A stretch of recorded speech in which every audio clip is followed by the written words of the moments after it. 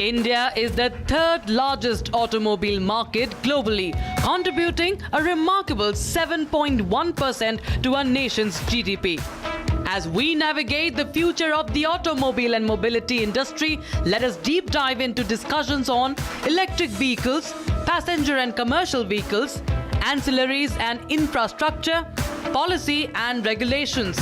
Industry pioneers and thought leaders will unite to explore the future at the second edition of Republic Digital Roundtable, Mobility Revolution, pioneering the next auto era. Only on Republic Digital. To explore a pivotal moment in mobility where innovation meets sustainability and the future of transportation is reimagined. As India commits to reducing carbon emissions by 50% and achieving 500 gigawatts of renewable energy by 2030, we are entering an era of unprecedented change. Our theme, Mobility Revolution, pioneering the next auto era, reflects the urgent need for action and collaboration in our automotive landscape. Let's get ready to shift gears and accelerate into the future. Welcome to Republic Digital Roundtable, Mobility Revolution, pioneering the next auto era, where pioneers and thought leaders unite to redefine the automobile sector. Let's begin.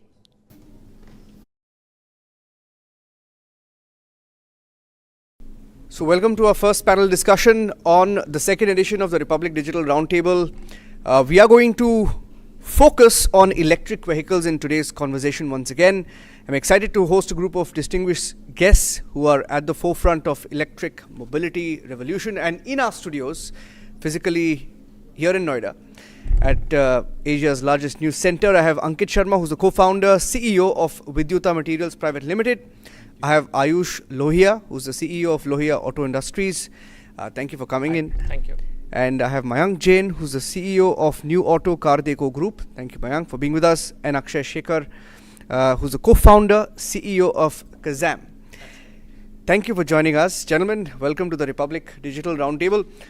Very, very exciting round one that we had in Bengaluru, and I'd like to broad base it today in the conversation. It's a free-flowing conversation, so feel free to come in. I think we have about 30 to 40 minutes. We'll try and, punch in as much as we can. Let me start with you, Mayank. There's a report.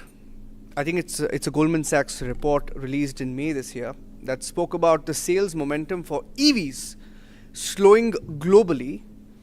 And you've seen the views of some of the world leaders on EVs, not really very hopeful of EVs. And then you have hybrids, right? You have hybrids and plug-in hybrids, and hybrids are very popular here in India, proving more competitive than first thought. What do you think is happening? I mean, is there a resistance to EVs? In India, what is the pattern that you are seeing? Because you have a lot of data at hand. Indian markets very different from the Western developed markets. Western developed markets, the EV adoption is mostly in the car segment because that's what those industries are largely. In India, the two-wheeler industry is actually far larger than the car industry. Yes. Two-wheeler is roughly about 18 to 20 million units a year. Mm-hmm. Cars is about 4 million odd units a year. And in the two-wheeler industry, EV adoptions already reached about 6% of the overall industry. And that's just in the last three and a half odd years. And actually, if you think about it, if you further cut, slice and dice that number is only within scooters. And scooters only, about 25% of the total market. Motorcycles is actually about 75% of the industry. And motorcycle EV adoption is yet to take off because you have just very few players right now in the mass segment in motorcycles out with any kind of a product, right?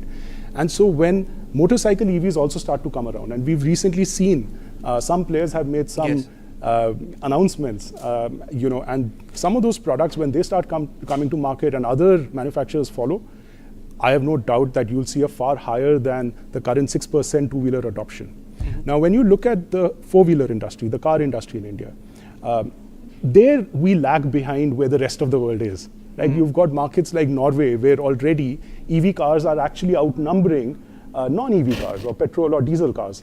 And in that particular segment, India is roughly at about 2% penetration at the moment. But when you look at the data that we have access to, that we are privy to as India's largest research platform, consumer platform, we get roughly about 60 million people visiting our various sites across cars, bikes, trucks, tires.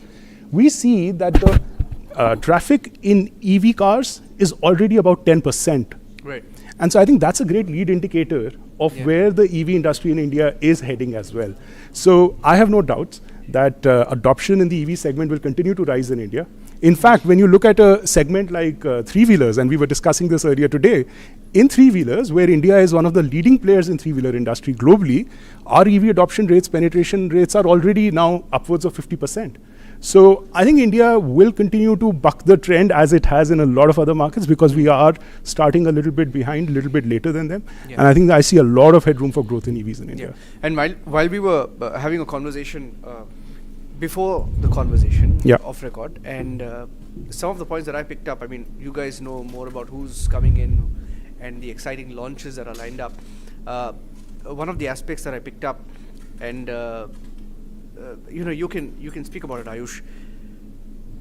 A lot of the EV launches are yet to come. I mean, I'm telling you anecdotal, right? So I travel, when I'm in Noida, I drive about 150 kilometers daily, right? 150 kilometers. I mean, you drop your child to school, come back, and because anything in the expressway, right? I mean, it makes it look easy, but it's these are long distances. And from what I hear, right, there are and the SUVs have changed the market. And if there are more exciting launches yet to come, do you see the landscape of EVs changing in India, or the best yet to come? Definitely, there are big changes yet to happen. For instance, the largest car player, Maruti, is yet to launch their cars. We are expecting them somewhere into 2026. So even in two-wheeler segment, if you talk about, as mentioned by Mayank, it's still, motorcycle, two-wheeler industry yet to start their revolution, which is supposed to happen in two-wheeler segment, electric vehicle segment. So yet a lot of changes has to happen. All those segments which we expect will grow with the change of infrastructure when it comes to charging infrastructure, battery swapping when it comes to two-wheeler, which is a very important aspect which will play. Then the long-term policy plan which government has to emphasize on. We always been referring to 2 years extension or 1 year extension rather than 5-year policy plan, which is they're very prominent in gasoline industry. So all those changes will definitely switch the market from typical gasoline industry to electric vehicle industry. Yes, we are talking about much more new policies, new framework, new way of targeting the consumer. What has been earlier go to the market or top above the line segment, we are here talking about interacting, showing the vehicle, making the customer feel what they can get when it comes to power, when it comes to the comfort what electric vehicle gives over gasoline vehicle, no noise, no pollution. So all those benefits we are yet to materialize to the consumer, and we are definitely going to see that happen very soon. In the first edition, we had a few two-wheeler makers on the panel. We have, of course, I mean, all of you are linked to the EV industry in one way or the other, but they were excited and they saw a lot of hope. I mean, from what Mayank said, he spoke about the two-wheeler, three-wheeler market, right? That's the real boom of the EV industry that we're seeing in India. What is the potential? How far can we go, and what are the challenges that you see? Akshay. So I think roughly this year we may hit around 10 lakh vehicles to be sold here in India in the two-wheeler space. And right how Mayank said that, almost 50% of three-wheelers are already electric. The largest player, Bajaj, actually launched three-wheelers some 7-8 months back, and they're already catching up. They're already number 2, and you will see them be very fast number 1 player. And what's actually happening is that the 2-3-wheelers are getting adopted in tier 2 and tier 3 cities. Okay, the arbitrage that you have been able to create from petrol to now to EV with no CNG in between, right? Especially in two-wheelers, we didn't see that at all. So the cost have gone down almost 1 by 10th, 90%, right, in the fueling cost for all these vehicles. So we have started seeing a lot of adoption in 2-3 wheelers in that segment, and in 3 wheelers, especially in the northeast markets, you'll see actually a lot of adoption happening because CNG was never even available in those segments at all. So that is something that is happening in this current market, and Kazam is very happy that we've been able to penetrate and allow adoption to happen in the tier 2 and tier 3 cities, where we're now present in more than 50 odd cities currently in the market. I also see another trend. I see a trend where charging is not just going to happen in the public spaces, but it's also going to happen at homes. So it's very important to have charge points and safety of operations at your home, because electricity is distributed everywhere. It's right in the studio today, right? So fuel is available. All you need to do is a mechanism for you to ensure that you're able to fuel it at your home. So that's what is happening. Okay, on the battery front, I mean, we were speaking about the challenges, and India hasn't even really opened up its industry, right? In terms of battery, I mean, where you I mean, that's you were giving a number compared to China, where we stand. Today, if we look at the rest of the world, I would say 90% of the batteries are pretty much, when I say batteries, I'm referring to cells. Cells are coming from China, and the rest of the 10% is predominated by South Korea, by Japan, and maybe some in the US and Europe. But India still has a way to go in that regard. Great.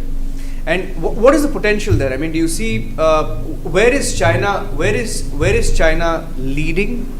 And from a policy perspective, right? What can India do to get into this seriously? So I'd like to further expand on what my colleagues said. Number one, the reason why EV adoption has suddenly grown all over the world, and especially in India, is that the cost of the battery has tremendously reduced over the last decade.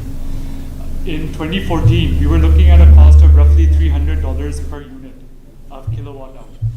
Now that cost has suddenly changed to $78 to $80 per kilowatt hour. That's a 75% reduction in a matter of 10 years. And that is with the rest of the world not coming with their new technologies. And for example, India has its own challenges, and that is why players like us are required, where we make these battery materials like cathode active materials that make up 40 to 45% of a lithium ion cell. And we understand the challenges. For example, 2-wheelers and 3-wheelers is an India centric problem to deal with. So materials that go into the cells, and the cells itself are to be designed for India especially. And that is where we come in. We are developing cathode active materials which go into cells, and we are not only doing that, we are expanding on that and also providing recycling capabilities to our group companies and refining. So we provide a complete closed loop ecosystem in Africa, which reduces carbon emissions by 40 to 45%. And we basically are providing the EV maker a domestic supply chain. Now, in terms of policies, I think it's really important that India collaborates with other countries, especially where mines are currently present, whether that be Australia, whether that be Chile, whether that be countries in Africa. And I do see that India is actively looking at partnerships with these kind of countries, where we basically mine over there and then further refine that material here in India itself and capture the complete value here in India. So the refining business is yet to be tapped here in India. To be tapped into, but I do see people, including us, our group companies, that are getting into refining, and I think that, and it is a similar story to China, although we are probably 20, 25 years late, which can be said for many other industries as well. But I think now the world is looking at India as a China plus one, and I think it's time for us to stand up and actually do it now. Mayank, when you look at EV makers, I mean, China sort of owns the EV market in many ways, right? In India, what are automakers doing to make EVs exciting? I'm from a layman's perspective. If I were to look at the SUV segment or the hatchback segment, which is most popular, I would look at the price point, and on the price point, it's not really attractive. I mean, it is expensive, right? I look at hybrids as more attractive today and more practical, right? How do you change the mindset? And the reason I'm asking you this question is because the government has set a target of 30% of EV penetration by 2030. Is it possible? I think it is possible.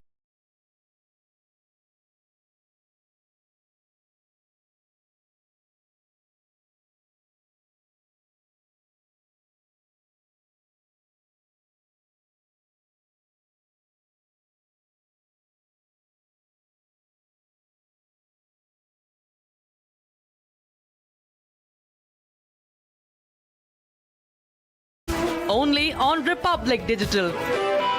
And I think having multiple India- powertrains, fuel trains, I think is a good news. So I don't think we should look at it as a binary of either EV or non-EV. I think having multiple batteries and even for that matter multiple technology types within that, I think is healthy for the market.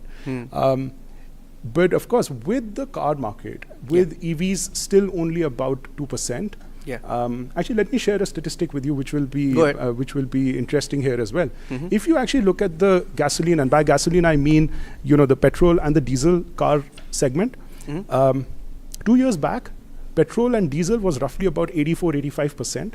Today it's down to actually 75-76%. And that's because EVs have gone up to about 2%, hybrids have grown, CNG has grown. And that trend will continue. Now, where will the impetus come for EVs? I think the impetus will come with more products coming out. Because in the car market, you still have largely one mass player who's got multiple products, but most of those products are in hatches today. And I think once the mass players and premium players... And when are these products coming out? Yeah, I think very soon. Can't wait for them You know myself. that. I mean, you guys know, you guys get the scoop and you test drive them and you have a heads up before anyone else.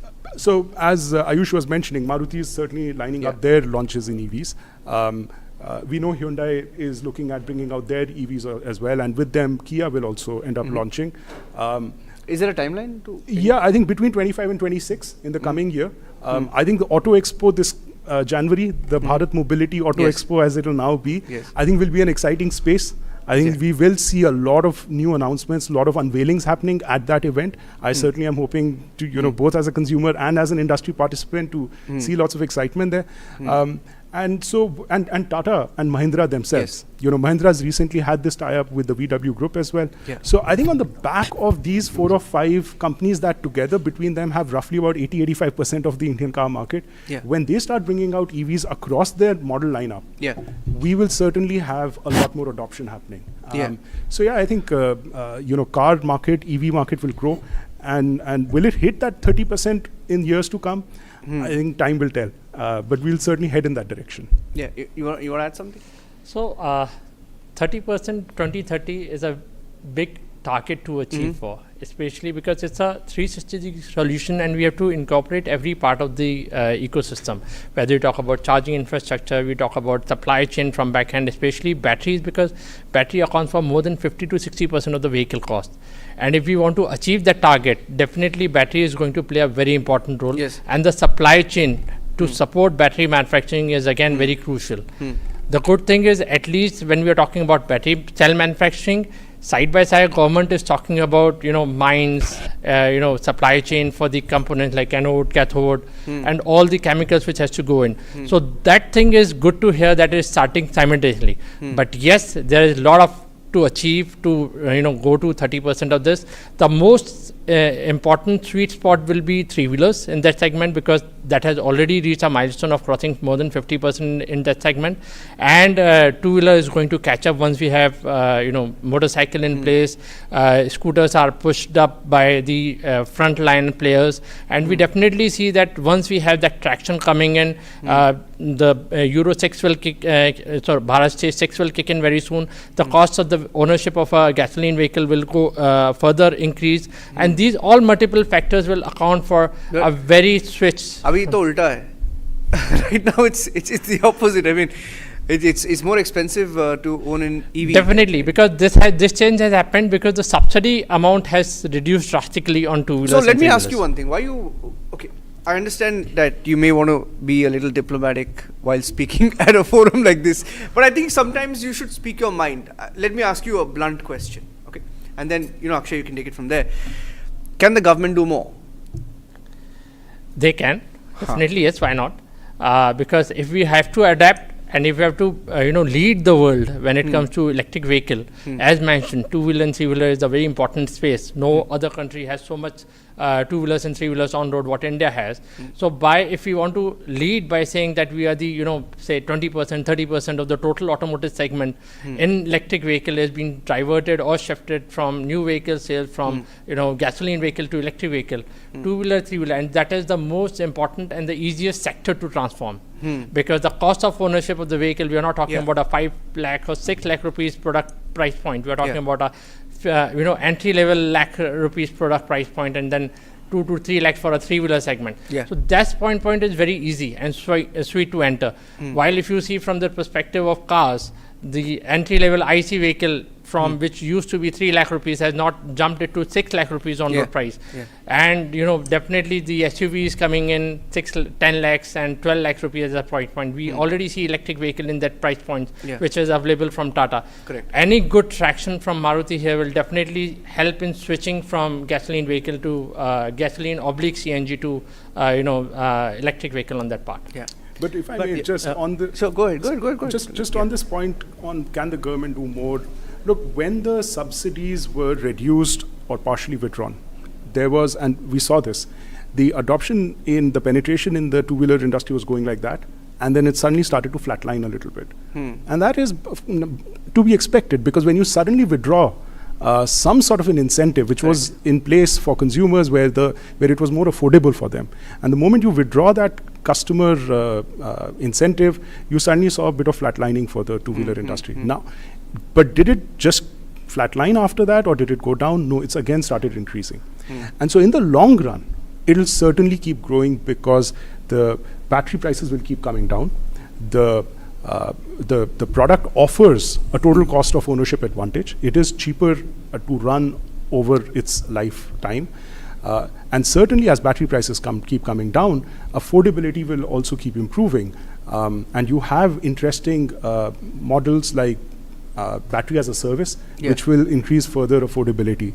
So I think in the long run, I'm not sure whether withdrawing the subsidy will really end up having any kind of an impact. In the long run, I don't think it will matter. I think we will get to where we need to.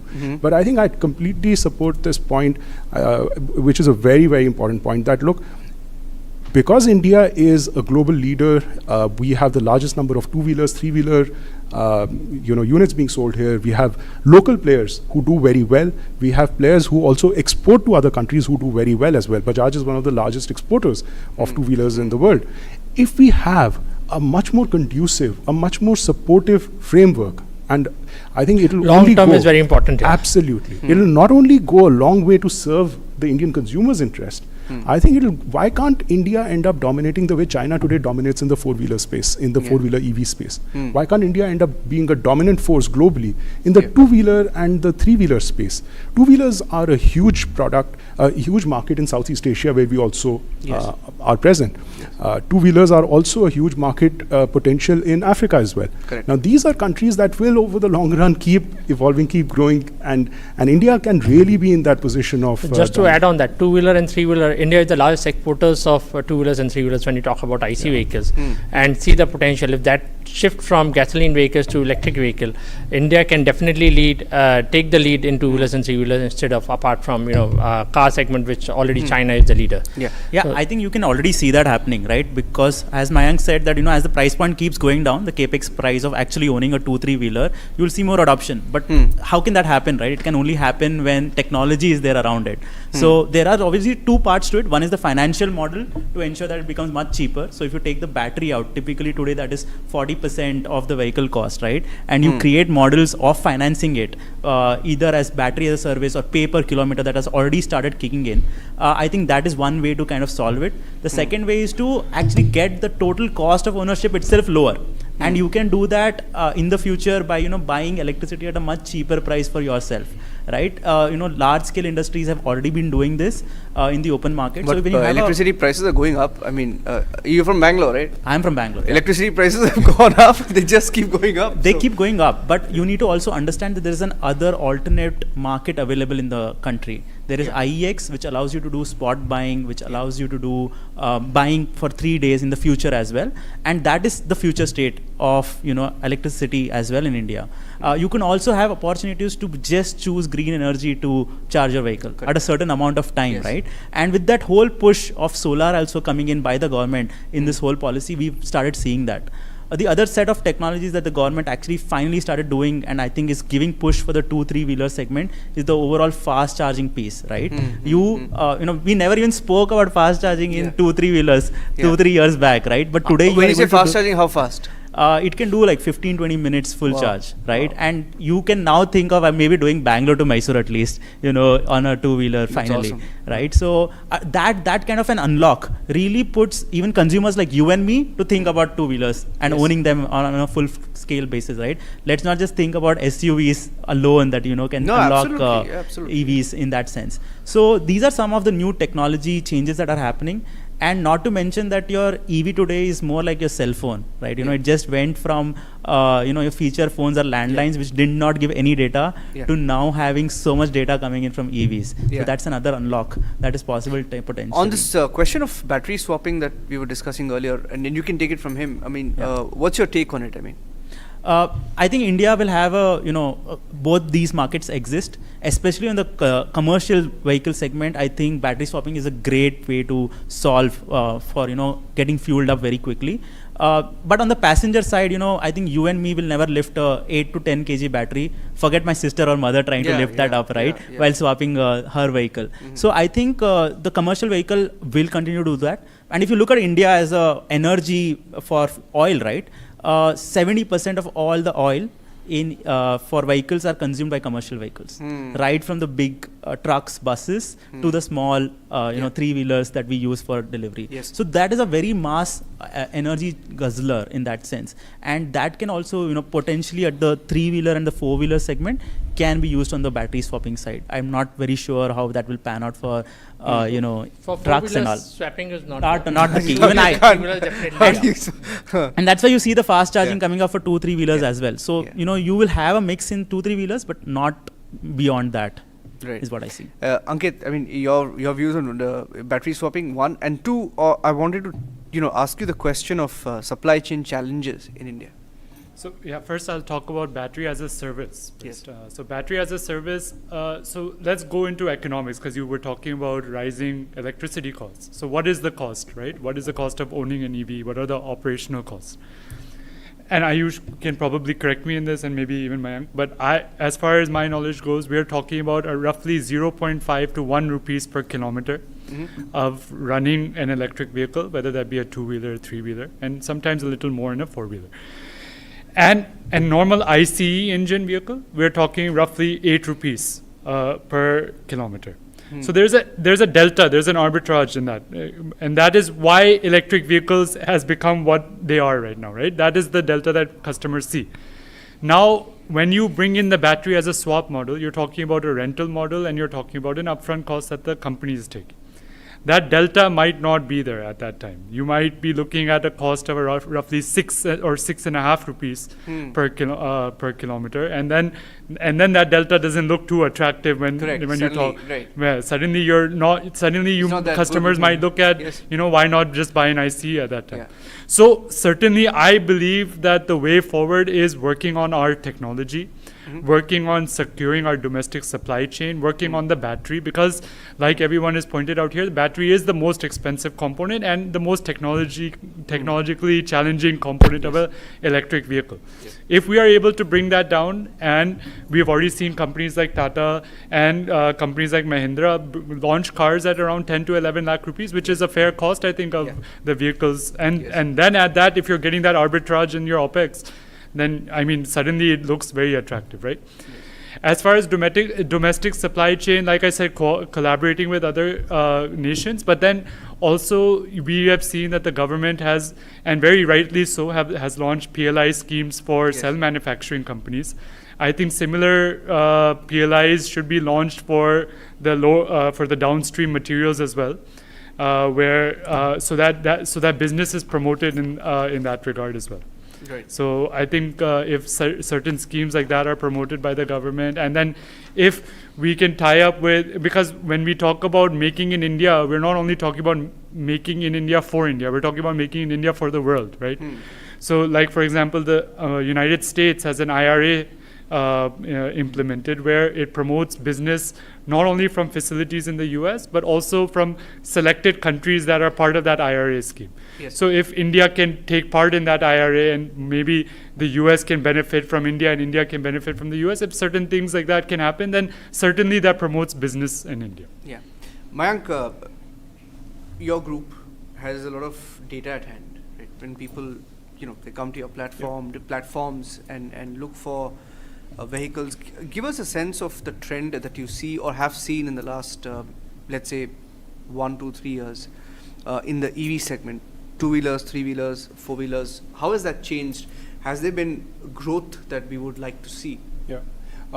Certainly, the last 2 or 3 years for the EV industry in India has been tremendously exciting. Let's not forget, EVs have been around for a long time. Ayush, as he was mentioning, Loya Auto started, I think, sometime in 2008. But it's really in the last 3 years where I think the ecosystem really started to come together. And I think the sort of breakthrough that we started to see happen in 3-wheelers and in 2-wheelers, we've seen, Indian consumers actually, there's a very strong latent demand for these products. So earlier today, I'd mentioned that in the car industry, where EV penetration is just 2%, our traffic tells us that the searches for EVs is roughly about 10%. And so that gives you a good indication of where the industry is heading next. So where do you think that 8% refuses to buy? I think more products need to come. I think distribution needs to grow a little bit as well. Similarly, if you look at, for instance, on 2-wheelers, where the penetration today is 6%, the actual traffic interest that we see, interest in EVs, that's roughly about 12-13%. So that's 2 times. Now, one key factor, I think, in the 2-wheeler market is certainly distribution, because at least a quarter of that interest that's coming is actually in those tier 3, tier 4 towns or below, where right now, 2-wheeler players haven't been able to reach, with respect to their stores, their outlets. To give you an example, Ola today is available in roughly, I think, about 600 outlets. But if you'd compare that number with, Hero or TVS or Bajaj, they'd be available in thousands of outlets. So, many thousands. And so that's why it's important that as that distribution grows, we will certainly start to see much higher levels of penetration there. And of course, over time, pricing will keep coming down. This festive, lots of OEMs have come out with very aggressive pricing. I think one important point here, though, is are we likely to see a fragmentation or a consolidation happen in the industry?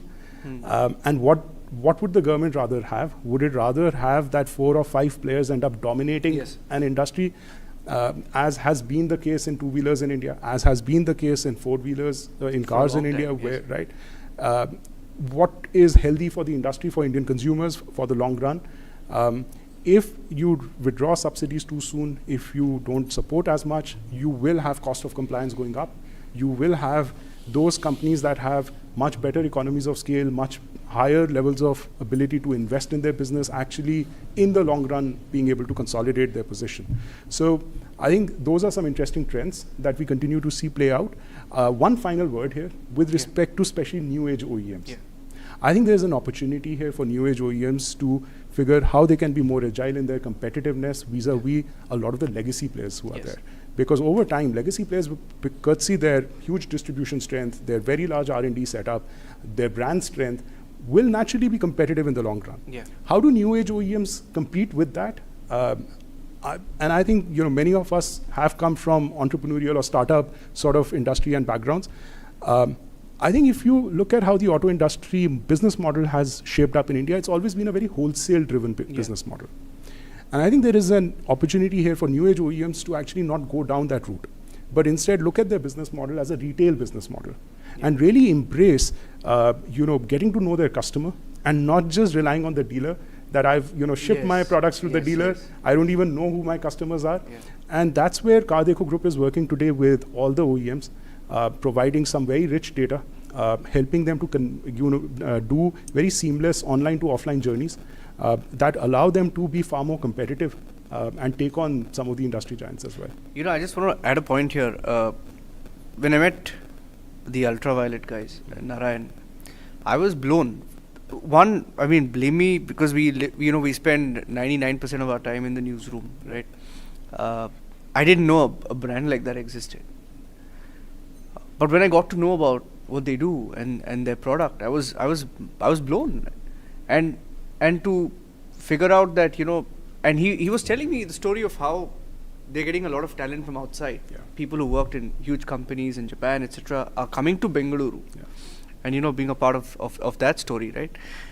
And you were speaking about the smaller OEMs. I wanted to say we don't have. I mean, with the kind of ecosystem that we have, for one, you're pushing smaller guys to make it big, and we have the talent. And you look at the kind of products that we are now offering to the world. It's fantastic. Yeah, and I agree. I think the ultraviolet product that Narayan's brought out, kudos to him and his team. It's a fabulous product. And I think great example, because if you're from Bangalore, you would have visited his hangar. Yeah. He really has embraced this whole experience the product. Yes. And I'm sure that if more OEMs get closer to the customer, bring out great products, while at the same time taking care of a lot of the basic unit economics, which are going to be a critical factor for adoption here. There's no reason why smaller new age OEMs can't actually compete with the big guys here. Absolutely, and he's up against Bajaj and all the guys. Yeah, what's your take on that, Ayush? Finally. So when it comes to definitely when you talk about electric vehicle, technology is one thing which comes by default with electric vehicles. You have a lot of options when you talk about collecting data, collecting information, consumer behavior, consumer driving cycle. All those things comes by default when it comes to electric vehicle. Yeah. We should not forget India is a very price sensitive market. Yes. And when we talk about numbers, more than 95% of the numbers come from masses. We hardly talk about, even in cars, two-wheelers. Definitely three-wheelers don't have premium segment. Yeah. So two-wheelers and cars, when we talk about, we see everything like hardly 3% or 4% comes from the premium segment or super premium segment. The rest of it comes from masses. Like when you talk about Splendor, on that matter, again 40-45% of the market in mass is coming from that segment, 100cc and below. Yes, the shift is happening. The shift is happening from below 100cc to 110cc, 120cc. But what is more important? The price point, because customer today with good quality also requires a price point. So that is the most important key. Yes, technology will talk about it. You can create premiumness. You can create and go to the market with specific features, 0 to 100 in few seconds or something, which is definitely achievable in electric vehicle segment very easily as compared to gasoline segment. But what I feel overall, when we have to lead the country, you have to lead the world in a particular segment, you have to be sure that you are competitive in that segment. And that's what India can do when it comes to masses, because there are products which are sold in international market at a much higher prices, but same product or similar products are easily available in the Indian segment, much competitive on that point. I'll say competitive, not cheap. So the quality is the key, which you can't see in the China market. You will see here only competitive, good quality products which is there, and that's what benchmark India. When you go to Africa or in any segment like Philippines or Malaysia or Thailand, they have great value for Indian product. They don't want to compete it with China price point. They always say we want quality, and when quality comes into the system, they India is far better. And definitely hats off to the key players like Bajaj, Mahindra. What the kind of standards they have set is completely acceptable in international market, and that's what we see is the key here. And we need to keep that momentum going into electric vehicles. That is the key. We have seen the such shift happening, like a lot of people bring from products from international market dumping into India, but at the end of the day people are switching from that kind of use and throw thought process in electric vehicle to a much more life bond here. So right now what we offer, we talk about 5 years, 7 years, 10 years of life. We gave good performance and the longer life cycles when it comes to vehicle usage. We talk about in batteries, second life, first life, second life, third life. In vehicle, we are saying that you can run the vehicle for 8 years, 10 years of the vehicle. So yet the technology has to happen in battery, which is the key, because rest of the components is pretty much, we are talking about the same segment which we are across an IC vehicle also and electric vehicle also. Battery is going to be a key differentiator which is going to drive this segment in coming time. Okay, I have a few takeaways, but I'll just get last couple of closing statements from Ankit and Akshay. Akshay, you first. Exciting times. I would slightly sort of disagree with what you said. Yes, you need to be competitive, you need the big guys, but I think today in India the small guys are making the real dent. Would you agree? See, you know what? I mean, he's an example. I mean, Kazam is an example. When I say small guys or big guys, it's not about the size. I get it. It's the competitive, the quality, and yes. of So course. every company, whether if they want to stay in the market for a long run, they can't be just use and throw kind of scenario. They have to be competitive with the quality in place. Yes. The consistency has to come in the market. But do you think the small guys need a push to gain that consistency? Is that the point you're trying to make? No, what I am trying to say is on a point where we are comparing our product, which is internationally, which is available at a much higher or much competitive price as compared to what is available with China, with a low cost, low use and throw kind of thing. The consistency of the price and the consistency of quality, what I am referring to here. Got it. So I missed that point. But interestingly, that is available for small players like us, who are just beginning out, because the tables have turned.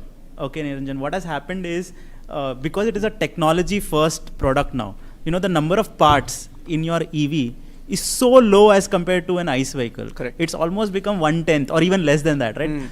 And most of that is electronics and software that's controlling most of it, right? There is obviously a lot of mechanical parts which the vehicle can fail, but the people who are focusing on value, I would like to say not competitiveness, but the value of the final product that's coming out, that can actually make the difference for consumers to take. And the second piece is, like someone like Kazam, right, who kind of came out in a very ancillary business to auto, which was the charging infrastructure altogether. We worked across the small players like Ultraviolet also, to the big guys like Bajaj also in the market. And some way or the other, they pushed us really hard to get to that quality level where they could meet it and bundle it along with their vehicle, right? So that is actually even pushing players like us to be giving that kind of quality along with every product that we're thinking of. And this sets benchmarks and finally gets into the policy making for the whole country. So if you are really focused on technology, because that is what you can bring onto the table with the large incumbents in place, because they are missing that piece at the beginning. So you bring in the technology, you bring in the software prowess, and allow them to work and help you build quality alongside with them. And most of the vehicle OEMs are open to that, and they help us do that. And today we are, I think, at the same par. Right, most of them audit me, and then I'm passing all their audits and getting into the last piece. So I think that is where I would say that the industry has kind of shaped players like us. There are a lot of opportunities as well, not just from a government perspective, because even when I apply for tenders, for example, for large scale tenders, there is actually a startup segment available where you can apply, where there are a lot of discounts given in terms of the qualifications, because we would never meet revenue targets, for example, right? So that's the kind of play that has happened, and hence we are all on the same leveling play field over here. I think the roundtable can also tell you that we are new age guys coming on to the incumbent. Isn't that refreshing? Exactly, not just for the audience, for everyone else. For everyone, well, right? I mean, I find it fascinating. I mean, from the even in the first edition, I mean, this was my biggest takeaway. And before I get to my takeaway, I want to go across to Ankit. Ankit, will I wouldn't call them smaller players, but will these smaller, newer players fuel the real story of EVs in India? I think absolutely. I mean, because like he just said, I mean, everyone's on the same level field. No one really has found the equilibrium in India yet, right? Everyone's looking at China, and everyone's looking at maybe Korea, Japan. But I strongly believe that the key is technology, like everyone has said, and creating our own research and development teams and creating our own technology, and not copying or not licensing technologies from China. I mean, we should take the best bits from everywhere, but at the end of the day, we should make our own product something that's suitable to Indian environment, something that's cost effective, and something that we know will work. For example, like I keep saying, the two-wheeler and three-wheeler market is an India-specific market, I think. And if we can create a technology that revolves around that and then expand that to our four-wheelers or heavy-duty vehicles, then because this is so technology sensitive, and because it's so because it has to deal with so much technology, then the bigger players, obviously bigger players will have more resources when it comes to research and development, but I still think that it's a level playing field because the technology can come from anywhere. Anywhere, absolutely.